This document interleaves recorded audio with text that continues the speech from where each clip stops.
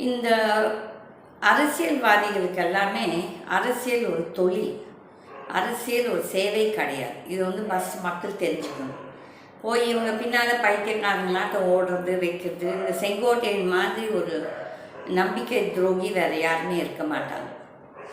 அந்த மனுஷனுக்கு தெரியும் நான் என்ன பேசுகிறேன், என்னென்ன சொல்கிறேன்னு சொல்லிட்டு, எதுக்காக கீதா அப்படி அவங்கள வந்து அவ்வளோ இதாக பேசுகிறாங்கன்னு சொல்லிட்டு அந்த ஆளுக்கு ஒரு மனசாட்சி இருந்தால் தெரியும். இந்த 91, 96 நிறைய ப்ராமிசஸ் வாக்குறுதிகள் கொடுத்து ஏமாற்றினாண்டாள்.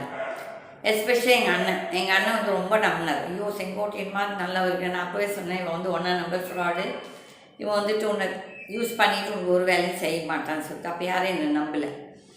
அதே மாதிரி இப்போ இந்த 2011, 16 வந்து இல்லை 16, 21 சாரி 2018 வந்து இதால் கல்வித்துறை மந்திரியாக இருக்கும் ஸ்கூல் இது எஜுகேஷனுக்கு நான் வந்து ஒரு பெர்மிஷனுக்கு போயிருந்தேன்.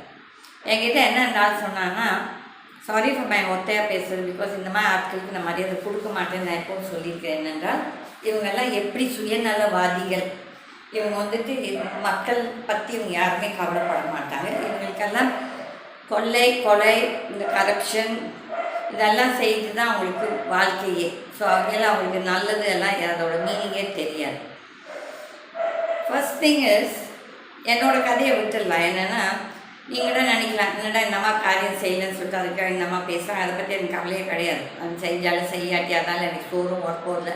ஏன்னா ஒரு 1000 பிள்ளைங்களுக்கு ஒரு சீப்பாக எஜுகேஷன் கிடச்சிருக்கோம், ஒரு 100, 200 பிள்ளைங்களுக்கு ஃப்ரீயாக கிடச்சிருக்கோம். அது போச்சு, அவ்வளோதான். அதை பற்றி அது அவங்களுக்கு கர்மா என்ன நடக்குமோ நடந்துட்டு போகும். அதை பற்றி நான் கவலைப்பட்டேன்.